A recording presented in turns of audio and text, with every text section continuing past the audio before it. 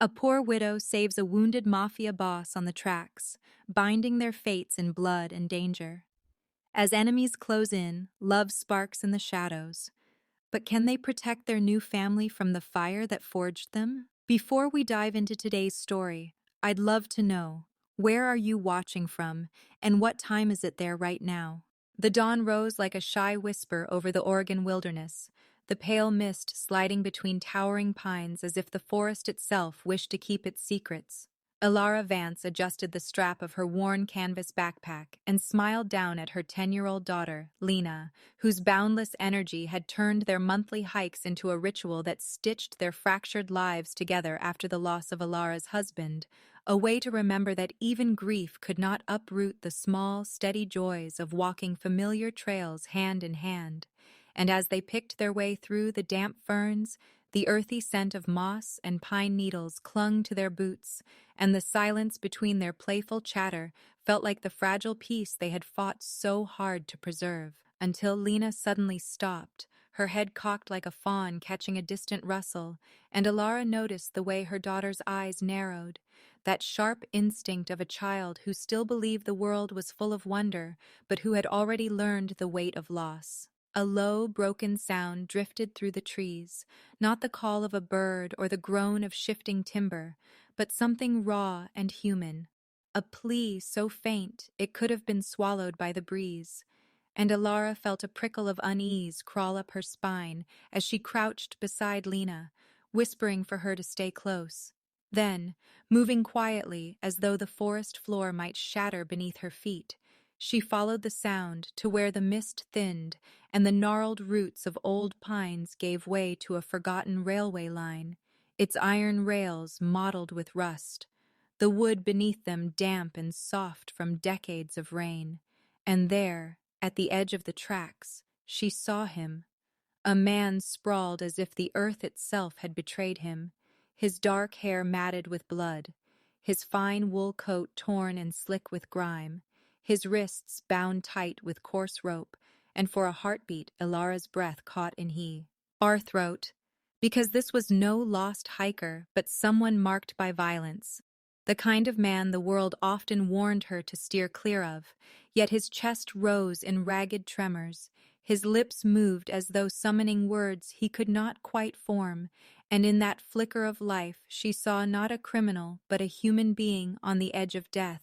And when Lena whispered, her voice quivering, "Mama, we have to help him," Ilara's first instinct, one sharpened by years of protecting her child, was to pull her back, to flee this grim tableau before it swallowed them too. But then the man's eyelids fluttered, and a soft, rasping groan escaped him, a sound that pierced the armor of her fear, reminding her that she had once stood helpless beside a dying man, the night her husband's life had slipped away in the cold glare of hospital lights, and she could not let another soul be abandoned if she had the power to stop it. So, ignoring the tremor in her hands, she knelt beside him, her voice low but steady as she told Lena to watch for trains while she sawed at the rope with her pocket knife, each strand fraying against the blade, while the distant whistle of an approaching freight train curled through the valley like a ghostly warning. And she felt her heart hammer in her chest as she worked faster, the thunder of wheels growing louder, the steel rails vibrating beneath her knees, until at last the final knot gave way, and she dragged the man's limp weight off the tracks with a strength born purely of desperation, stumbling backward just as the train roared past, sending a spray of gravel and wind that lifted her hair and stung her cheeks. And when it was gone, the forest seemed to exhale, the sudden quiet broken only by Lena's soft sob of relief. And Alara brushed dirt from her trembling hands and pressed 2 fingers to the stranger's neck, feeling the weak but steady thrum of a pulse, then stealing hers. "Elf." She told Lena they had to get him to their car before whoever had done this came back to finish the job, and together they half carried, half dragged the man along the narrow trail to the road. Ilara's mind racing with questions she dared not voice. Who was he? Why had he been left there? What kind of war had they stumbled into? And when at last they managed to lay him across the back seat of their old SUV, his lashes fluttered, and he forced his gaze to meet hers, the pale gray of his eyes startling in their clarity even as pain shadowed them, and in a hoarse, jagged whisper he said, "You've just made enemies you don't even know exist," before slipping back into unconsciousness, leaving Alara gripping the steering wheel as she started the engine, her stomach knotted by the weight of a choice that had already changed everything. And as they sped down the lonely forest road toward the nearest hospital, the mist closed behind them like a curtain, as if the wilderness itself wished to hide the secret they had unearthed. The drive from the misty forest to the paved highway felt to Alara as though she were being carried from one world into another, the battered SUV humming through pockets of fog while her knuckles whitened on the steering wheel. And when the distant wail of engines grew louder behind them, she flinched, fearing the worst, until the shadows of two black SUVs emerged from the morning haze and boxed her car in with practiced precision, their tinted windows reflecting the streaks of sunrise.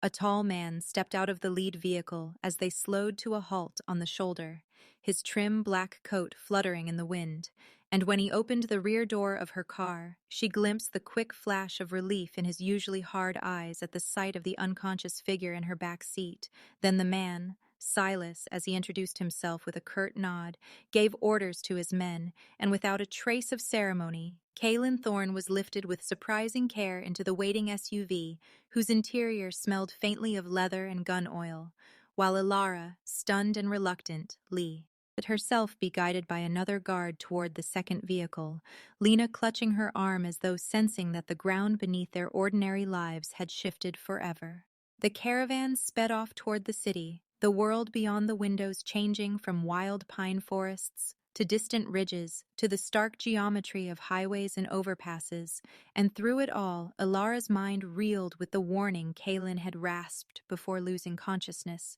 the words beating against her chest like a second heartbeat, while beside her, Lena pressed her nose to the glass, wide-eyed and curious, as though this strange procession of armed men and dark cars were part of some secret adventure rather than the prelude to a new kind of danger. They arrived just past dusk at a mansion that rose out of the hillside like a fortress of glass and steel, its angular balconies lit with strips of pale gold that glimmered like the watchful eyes of a beast in the dark. And when the heavy iron gates swung open and the convoy slipped through,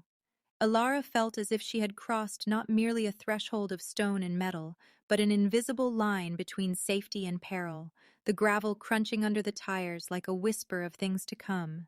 The mansion's interior was all cool marble and shadowed corridors lit by recessed lights that cast pools of muted glow across polished floors, the air humming with the quiet discipline of unseen security details. And though the place was magnificent, its high ceilings lined with intricate timber beams, its walls hung with modernist paintings, Alara felt no warmth in it, only the austere vigilance of a house that had learned to expect siege rather than guests, a sensation that made her draw Lena closer as they were led past the echo of their own footsteps. Gabriella, the house manager, appeared at the top of a curving staircase like a soft lantern in the gloom, her eyes crinkling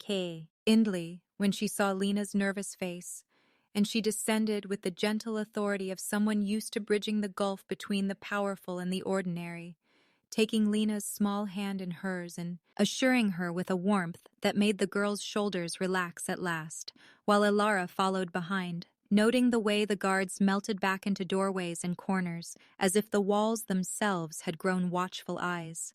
Their quarters were in a quiet wing overlooking a walled garden, where a fountain murmured under the pale wash of moonlight. The rooms comfortably furnished, but still bearing the restrained style of a place built for efficiency rather than family life. And once Lena had been coaxed to bed by Gabriella's soft-voiced promises that she was safe here, Alara found herself pacing the length of the room, the curtains drawn, yet her nerves prickling as if some unseen gaze lingered just beyond the window. Later, unable to rest, she slipped into the hallway and drifted toward the faint sound of raised voices carrying from a distant study. The doors there left slightly ajar so that the low lamplight spilled across the floorboards, and she paused in the shadowed corridor to listen, her breath held as Silas's rough-edged voice demanded to know how their enemies had discovered Kalen's route through the wilderness, his words laced with anger and grief at the betrayal, and Kalen's deeper voice, still raw but unflinching despite his injuries, answered with the calm of a man accustomed to enduring knives in the back as often as bullets from the front, speaking not of vengeance but of uncovering the traitor before more lives were lost. The gravity in his tone, the tempered steel of a man fighting not just rivals, but the rot within his own circle, struck Alara with unexpected force, for she heard in it not the careless cruelty she had imagined of a crime lord, but the heavy patience of a leader surrounded by wolves, a man who bore the burden of keeping order in a world forever trying to tear itself apart. And as she returned silently to her room and stood a long moment at Lena's bedside watching her daughter sleep in the soft glow of the bedside lamp, Alara felt the last pieces of her old certainty slipping away, realizing with a chill of both dread and reluctant respect that the stranger she had rescued was not merely the victim she had saved on the railway tracks, but a man whose life was a battlefield, and into whose war she and her daughter had now undeniably stepped. The first morning in Kalen Thorne's mansion dawned not with birdsong or soft light, but with the muted thump of boots on distant floors, the low murmur of radios, and the mechanical hum of security cameras pivoting like silent sentries in the hallways. And as Alara stepped out of the guest room, where Lena still slept beneath a quilted throw, she felt as if the house itself were holding its breath, the marble corridors gleaming like cold water under recessed lights, while armed men passed with clipped nods, speaking in coded phrases that made her feel as if she had crossed into a land where ordinary language no longer applied. She moved through that waking maze with cautious steps, trying to appear unafraid as she sought the kitchen, and there she found Gabriella already bustling over a cast-iron pan, offering a gentle good morning smile that briefly reminded Alara of the warmth of small-town diners and steady routines now left far behind. Yet even as she sipped the strong coffee Gabriella poured for her, she could not shake the sensation that every shadow along the walls carried whispers she could not hear, that behind the polished surface of this fortress lay an order of rules as precise and unyielding as the steel locks on its gates, rules she neither knew nor had asked to follow.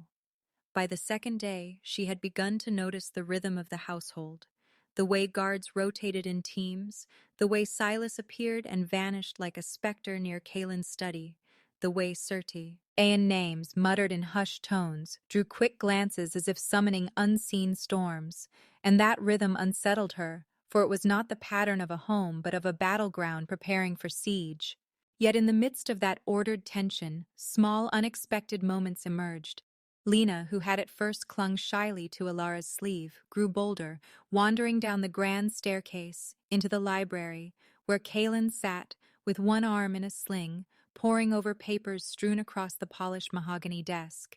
He looked up at the soft sound of her footsteps, his stern expression shifting almost imperceptibly as she held out the broken toy horse whose leg had snapped during the frantic night of their rescue. And with a faint, rueful smile, he pushed aside his papers, took a penknife from the desk, and showed her how to smooth the splintered edge and fasten it with a drop of quick-setting glue, his large hands surprisingly deft for such a delicate task. Alara, standing unseen in the doorway, found herself momentarily disarmed by that sight. The feared man who commanded armed men without blinking, sitting patiently with her daughter, as if he had all the time in the world, his injured ribs pulling at the fabric of his shirt, yet not preventing him from leaning close to listen, as Lena shyly explained how the toy had been her father's last gift to her. That night, long after the household had quieted and the guards outside had switched shifts under the moon's silver gaze, Alara passed by Lena's half-open door and froze at the low murmur of Kalen's voice, steady and calm, reading aloud from the worn storybook Lena had clutched since they left home. He sat beside the bed, one hand braced against his side where the bandages lay hidden beneath his shirt, his eyes moving over the page with a gravity that made the simple tale sound like something ancient and profound. And in that moment, Elara realized she was seeing the other side of a man the world called a monster. But with each day that followed, as she accompanied Gabriella on brief errands within the estate and saw how men straightened at Kalen's approach, how his clipped words settled disputes and his curt gestures sent armed teams into the night, she was reminded of the iron edge beneath that rare gentleness. He was ruthless in business, decisive and sometimes merciless, a man who carried the weight of command with the same ease as others carried a coat, and that knowledge warred in her chest with the quiet image of him at her daughter's bedside. Far beyond the mansion's walls, across the cold streets of the city, Ivan Zaitsev gathered his lieutenants in dimly lit backrooms that smelled of vodka and gun oil,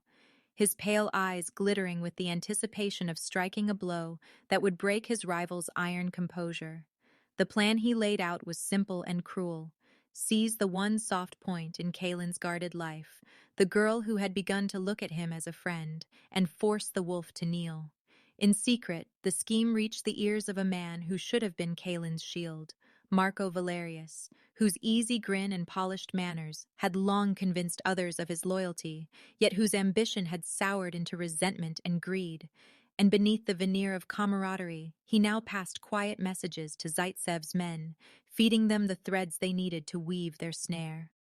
Elara, unaware of these treacheries, yet sensitive to the subtle shifts in a house steeped in danger, noticed the glances that passed between certain guards, the slight stiffening in Silas's posture whenever Marco entered the room, and though she could not name the reason, a creeping sense of unease began to follow her like a second shadow. More and more often she caught herself studying Kalen in unguarded moments, the brief pause he took before answering Silas's report, the frown that creased his brow when he thought no one watched, the way his gaze would drift, just for a heartbeat, toward the garden where Lena sat drawing in the sunlight. Aged, and in those fleeting signs she read a man constantly weighing choices, not merely issuing commands. On the fourth night, as she stood by the window of her room, watching the stars above the high walls, she understood with a sudden clarity that the act of mercy she had made on that railway line had not simply saved a life. It had pulled her and her daughter into the orbit of a conflict whose rules were older and harsher than any she had ever known, and there was no returning to the quiet anonymity of the life they had left behind. For her fate, whether by chance or by choice, was now bound to the code that ruled Kalen Thorne's shadowed world. The first dawn after the revelations of Marco's betrayal broke over the fortress with a pale, icy light, and as the household stirred, the distant clatter of arriving vans and staff signaled preparations for the charity gala Kalen had decreed would go on despite the mounting danger. Elara, still haunted by the previous night's discovery, found herself standing at Lena's window, watching the gravel courtyard fill with white-gloved caterers, security teams checking every inch of the garden, and Kalen himself striding across the grounds with the aura of a man who had never been ambushed, his expression carved from iron, even though a thin shadow of fatigue lay beneath his eyes, while Lena, irrepressibly curious, tugged at Elara's hand and chattered about chandeliers and dresses as if the world outside the walls were not waiting to strike. And when Gabriella appeared at their door, carrying a long garment bag and an almost conspiratorial smile, Elara felt her pulse quicken, because she had not stood beneath glittering lights in years, not since her husband's funeral had drained color from her wardrobe. Gabriella's gentle hands coaxed her into a midnight blue gown whose silk caught the lamplight like water under a crescent moon, swept her hair into a soft knot that exposed the slender line of her neck, and pressed into her palm a single silver bracelet, as if to remind her she was still a woman, capable of grace, not only a mother, or clinging to the edges of a dangerous world. And as Lena squealed with delight and spun in her own pale lavender dress chosen by Gabriella,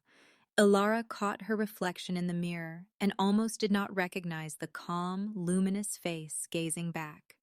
While far below in the marble-lined hall, Kalen was fastening a cufflink, his injured arm moving a fraction slower than usual, but his composure unbroken, his sharp black suit lending him the air of a wolf forced to play the part of a prince for one brief evening. As twilight fell and limousines began to arrive beneath the tall arch of the front gate, the grand ballroom came alive with the shimmer of crystal and gold, the soft sweep of a string quartet's opening notes, and the murmur of powerful allies who had come to read Kalen's resolve in the set of his shoulders and the steadiness of his gaze. And it was among this crowd of wary admirers and veiled rivals that Alara entered with Lena at her side, drawing more than a few startled looks from men and women who knew Kalen's reputation for keeping his private life sealed away from such public rituals. Yet it was not their surprise that made her heartbeat stumble, but the way Kalen's eyes found her across the polished floor, lingering a heartbeat too long before he crossed to her, offered his uninjured arm with a stiffness that seemed more about unspoken feeling than pain, and with a soft word invited her into the slow opening dance beneath the chandelier's cascading light.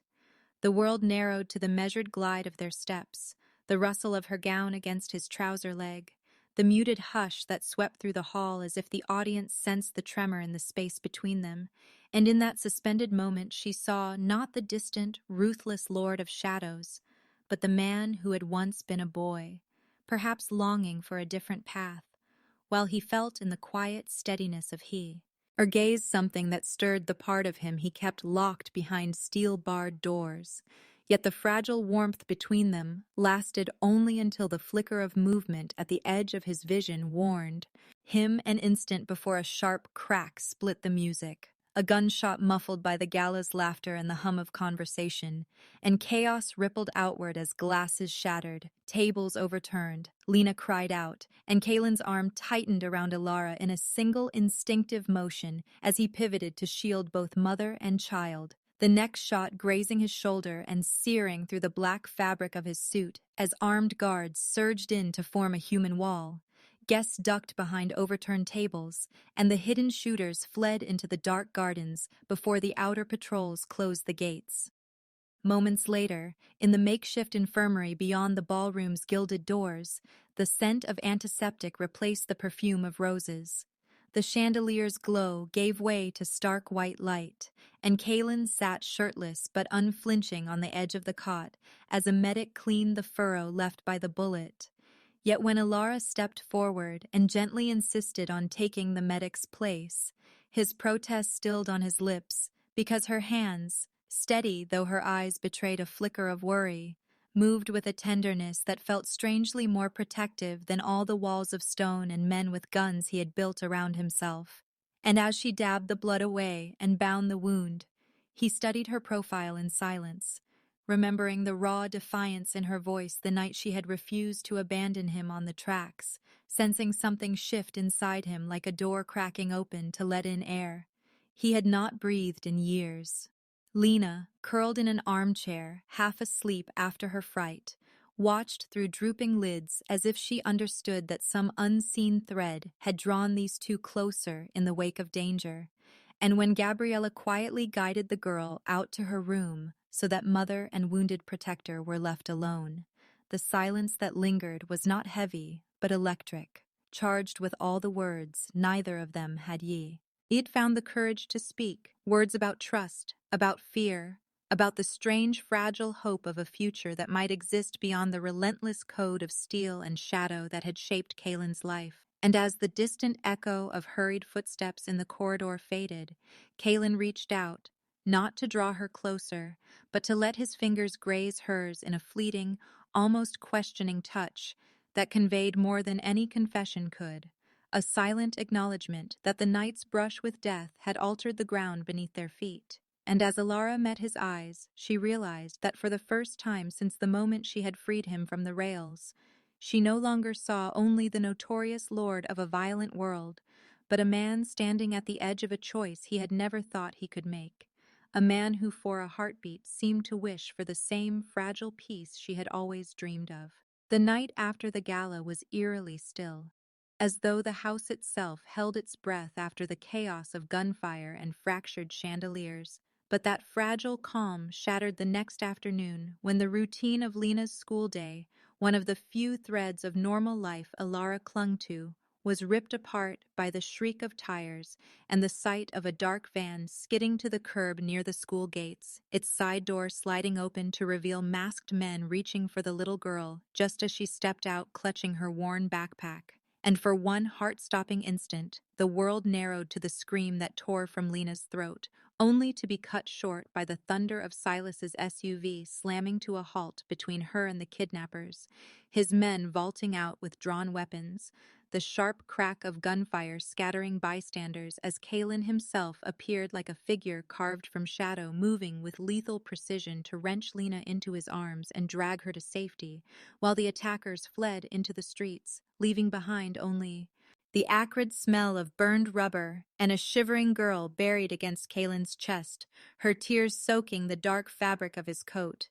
When Alara arrived moments later, her heart in her throat from racing across the schoolyard, the sight of her daughter unharmed but trembling in Kalen's embrace brought a flood of relief that was quickly replaced by a bone-deep terror that they had been hunted even here, in daylight, in front of innocent witnesses. And as Kalen handed Lena back to her, his gaze met hers, stormy blue eyes blazing with a mix of fury at his enemies and something softer, almost protective, that made Alara's breath catch. And the drive back to the mansion passed in taut silence, broken only by Lena's small, hiccuping sobs and Kalen's low promise that no one would ever touch her again. That night, as the house settled into uneasy quiet, and Lena finally drifted into exhausted sleep beside her mother, Kalen appeared in the doorway, his presence filling the room like an unspoken vow, and asked Alara to walk with him to the small, dimly lit chapel tucked within the mansion's east wing, its stone walls and flickering candles lending an air of solemn refuge. And there, beneath the glow of moonlight filtering through a high window, he spoke in a voice roughened by the day's violence, confessing that he could no longer stand by while she and Lena remained exposed to the dangers that came with his name, that the only way to shield them completely was to bring them under his protection, not merely as his guests, but as his family, as his wife and his daughter. Alara's heart wrenched at the proposal, not because she hadn't seen in his eyes the stirrings of something deeper than obligation, but because the very word wife bound her to a man who had built his life in the shadows, a man whose enemies had already tried to rip her child from her arms, and she shook her head, whispering that she had promised herself never to walk willingly into another man's darkness after losing her husband to the blind cruelty of fate. Yet as Kalen's gaze held hers steady, as if Offa ring a fortress rather than a prison, Lena's small, sleepy voice drifted from the doorway where she had padded in, unnoticed, clutching her toy rabbit, and she said in a trembling but clear tone, "He makes me feel safe, Mom." Words so simple yet so heavy that Alara felt her resolve crumble like brittle glass.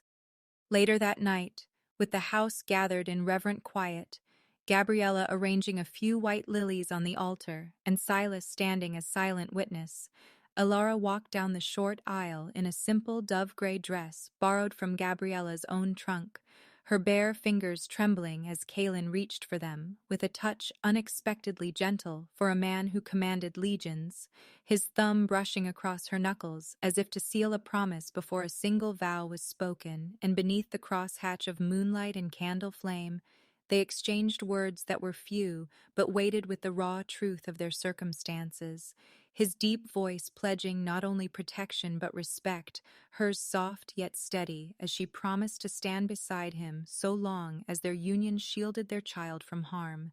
An intimate wedding born not of fairy tale dreams but of fire and necessity. Yet as Kalen slipped a simple silver band onto her finger and bent his head briefly over their joined hands, Alara felt, beneath the chill of fear and uncertainty, a quiet warmth sparking to life, an ember of trust that perhaps, even in the midst of danger and shadow, something like hope could still be kindled. And when they left the chapel together with Lena trotting sleepily between them, her small hand tucked in Kalen's larger one, Alara realized that the man she had once seen as nothing but a ruthless wolf had offered her, in his own scarred way, the beginnings of a family and the promise of a shield no enemy could easily breach. The first few days after the moonlit wedding passed in a fragile calm, a lull that felt almost alien within the walls of Kalen's fortress, as if the world itself had paused to let the unlikely new family breathe. But that illusion was shattered one storm-streaked night when a trusted voice turned traitor. Marco, the man Kalen had once called brother-in-arms, slipped a set of encrypted coordinates to Ivan's men, and the betrayal ignited a chain of violence that struck without warning. It began with the roar of gunfire outside the estate's iron gates and the sharp staccato echo of alarms reverberating down the marble halls as Silas and his security team fought to hold the line, while Kalen, jaw clenched and eyes burning with fury, shoved a stunned Alara and a frightened Lena toward the armored vehicle waiting in the courtyard. But in the chaos that followed, Silas was struck down, his broad frame collapsing beneath a hail of bullets as he covered their retreat, and Kalen's guttural roar of rage as he dragged his wounded friend to safety stayed with Alara long after they sped away into the night, the fortress's silhouette shrinking in the rearview mirror as flames licked the outer walls. The long drive through rain-slick backroads ended at a cabin deep in Oregon's pine-dense wilderness, a structure of weather-beaten wood and stone that smelled faintly of cedar and damp earth, and there, in that secluded refuge, the dynamics between them shifted.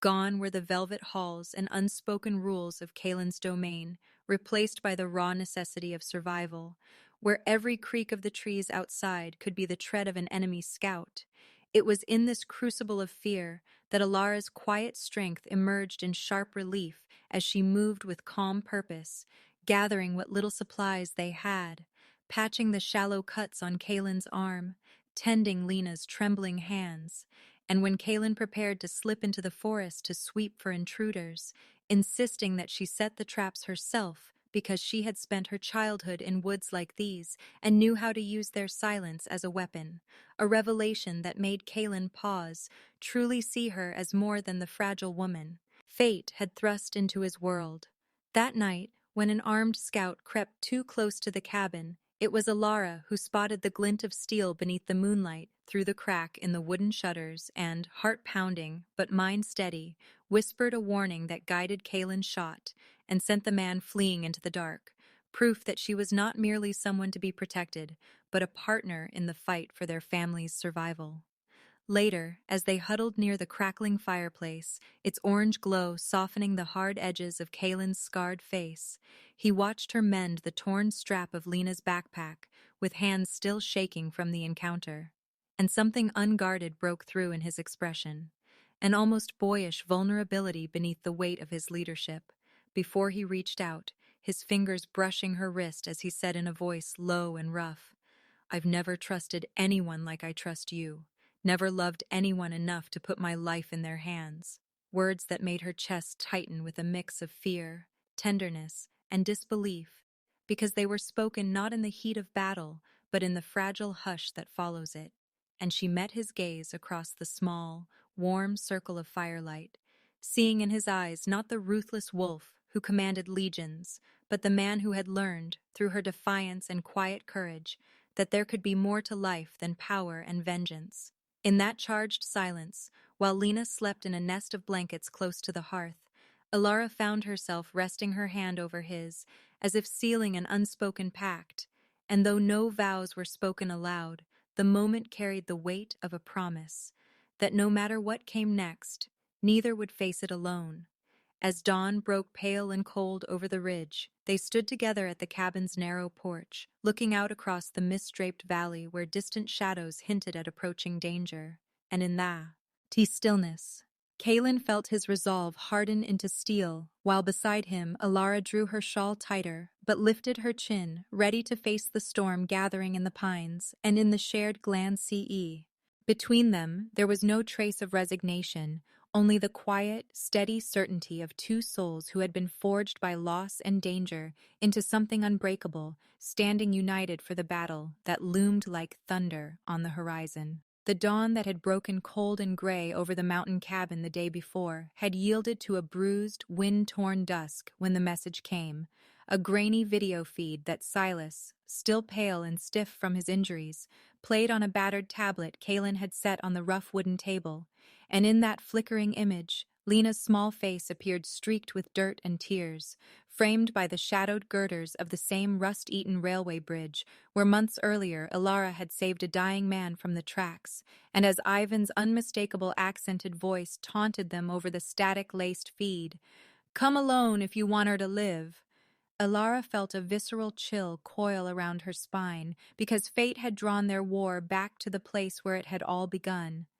They left the cabin before dawn's first light, the forest hushed beneath a mist that clung to the trees like a shroud. Silas grimly silent in the passenger seat, his weapon balanced across his lap, while Kaylin drove with both hands locked so tightly on the wheel that his knuckles stood pale, his blue eyes fixed ahead, burning with a restrained fury that made Alara's heart hammer. Yet when she reached across the console and rested her fingers lightly over his forearm, he glanced at her just long enough for her to see, beneath the iron mask, a flicker of gratitude and something gentler, almost pleading, as if her calm presence was the only thread keeping him anchored to reason. When they reached the outskirts of the abandoned rail yard, twilight had deepened into a velvet dark, streaked with the dying glow of the setting sun, and the skeletal silhouette of the old railway bridge loomed ahead like a scar, etc. Heat against the horizon, the ground littered with weeds and twisted metal that whispered of forgotten tragedies.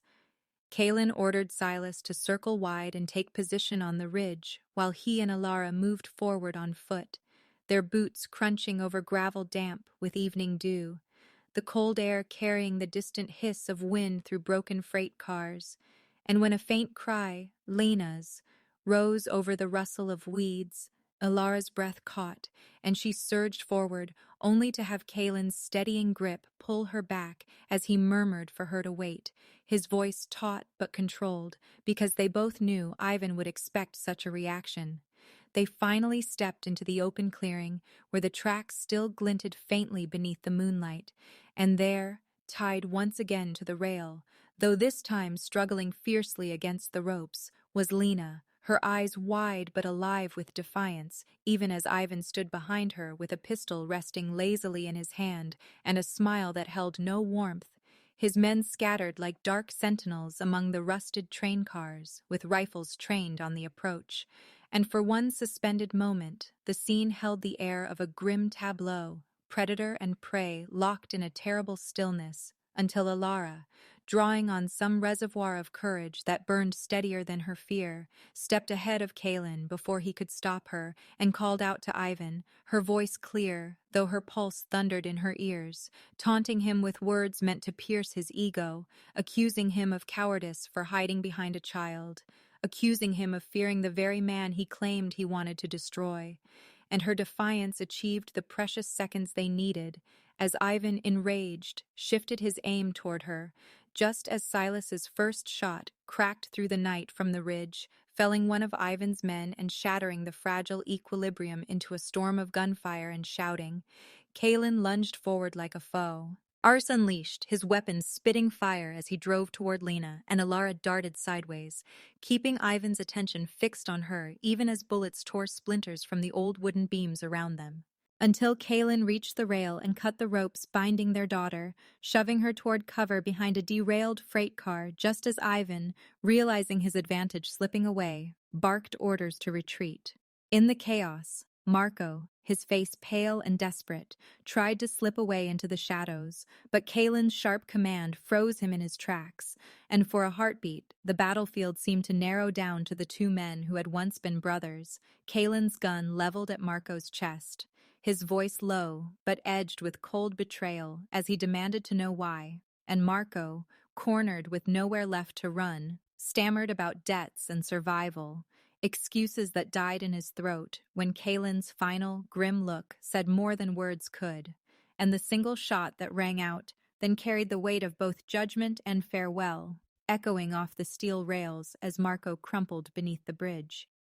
Ilara, hearing the report, turned in time to see Kalen lower his weapon, his shoulders bowed for an instant under the burden of yet another loss. But there was no time for reflection as Ivan, snarling like a cornered wolf, broke from cover to seize Lena again, only to find Alara between them, her body a shield as she swung a length of splintered timber with surprising force, catching Ivan off guard long enough for Silas, bleeding but unbowed, to close the distance and drive him back with a final volley that left the notorious mob leader sprawling in the dirt, disarmed and defeated beneath the same steel rails where he had planned to claim his enemy's child. The night air reeked of gunpowder and scorched earth as Kalen crossed the blood-spattered gravel to Alara and Lena, his hand briefly cupping the side of Alara's face as if to reassure himself she was truly unharmed, while Lena, tear-streaked but unbroken, clung to her mother's waist, and in that flicker of quiet amid the ruin of battle, the three of them stood together beneath the cold gaze of the moon, not as a mafia boss, a poor widow, and a frightened child, but as a family that had weathered every assault the world had thrown at them and still endured, bound not by power or blood, but by the unyielding will to protect each other, no matter how fierce the fire on the tracks burned around them. The echo of the last gunshot still seemed to linger in Kalen's memory as he stood at the rail yard one final time, watching the police seal off the wreckage that had once been Ivan's stronghold. But weeks later, the world felt almost unrecognizably still. The war that had consumed their nights had burned itself out, Ivan's empire scattered to the wind, Marco's betrayal avenged, and laid to rest beneath unmarked soil, and for the first time in years, Kalen allowed himself to breathe without bracing for the next attack, a man unaccustomed to quiet, suddenly learning what it meant to live in the long, slow rhythm of peace. In the restored mansion, sunlight spilled in through tall windows, no longer covered by steel shutters, catching in the crystal of the grand chandelier, as Silas, still in a sling and grumbling about the slow pace of his healing ribs, teased Kalen mercilessly about looking too domestic for a man who once made crime lords tremble, his grin softening when Alara passed by, carrying a tray of tea as though she'd always belonged there. Kalen had no answer for Silas's teasing, except a faint shake of his head and a small, private smile that Alara noticed but didn't question, for she had seen that smile in fleeting moments before, when Lena ran to meet him in the courtyard after her lessons, when he watched her humming as she arranged flowers on the long dining table, when he thought no one was looking, and his face betrayed the calm of a man discovering the strange peace of belonging. The courtyard itself had been too transformed. The damage from the gunfight repaired, the cracked stones replaced, lanterns strung overhead like floating stars, and it was there, one late spring evening, that Alara stepped out in a soft lavender dress Lena had picked for her hair loose around her shoulders, only to find Kalen waiting near the fountain in a charcoal suit that still bore the faint roughness of his scars, his expression as unsure as a boy's, as he held out a hand without speaking. She hesitated only a heartbeat before slipping her fingers into his, feeling the quiet strength there, and together they moved into the slow rhythm of a dance that belonged to no gala, no negotiation, no truce, only to two people who had walked through fire together and somehow found their way back to each other. Lantern light shimmered on the water as they turned in a slow circle, the distant murmur of the household fading until the world seemed to hold its breath for them, and Kalen, in a voice barely louder than the rustle of the evening breeze, told her he had once thought his life would end as it began, in blood and shadows, but that she had given him a reason to imagine something more. Alara felt the sting of tears she hadn't expected, remembering the woman she had been when they first crossed paths, wary, grief-stricken, determined only to keep Lena safe, and marveled at the man who had once been all steel and vengeance, now holding her as though she were the one steady thing in his world. Their quiet moment was interrupted by the quick patter of Lena's steps as she dashed out from behind the rose arbor, clutching a folded piece of paper, her cheeks flushed with excitement. She tugged at Kalen's sleeve and proudly showed them her drawing. the three of them standing beneath the same lantern-lit courtyard, hand in hand, with a bright yellow sun overhead and a single sentence scrawled in wobbly letters beneath. "We are safe now." Kalen crouched awkwardly, his movements still a little stiff from the half-healed graze he had taken weeks ago, and studied the picture as though it were a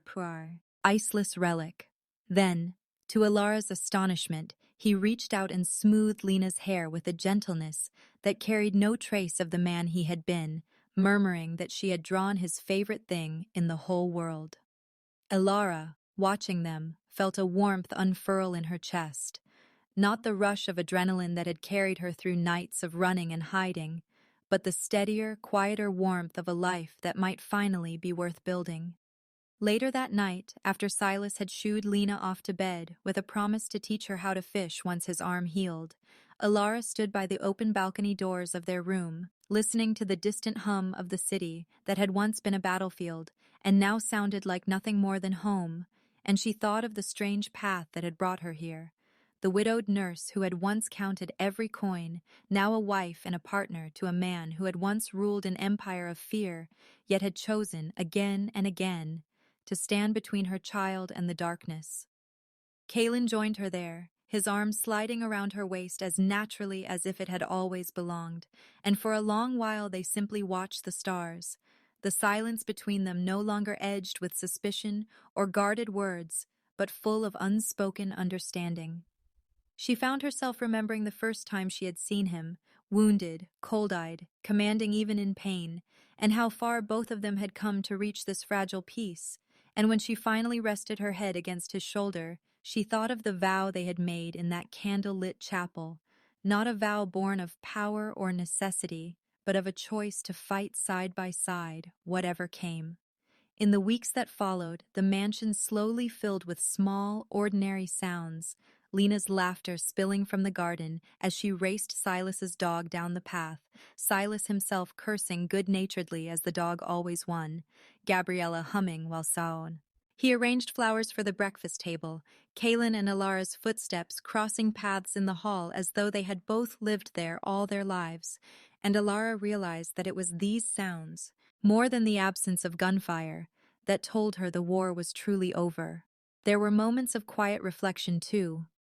Visits to the graves of those lost along the way, long conversations by the fireside where Kalen confessed his regrets in halting words, and Alara shared her fears with the same honesty. And each time they emerged from those talks with a deeper sense of having chosen, not stumbled into, the fragile thing they were building together. One afternoon, as the sky blushed with the colors of an early summer sunset, Alara sat at the courtyard steps, watching Lena chase a paper kite across the lawn, and thought of the journey that had brought them all to this place. A girl who had lost her father to the shadows, now laughing without fear, a man who had been defined by violence learning to be patient and kind, and herself, once a poor widow who had asked only for safety, discovering that the fight for safety had led her to love.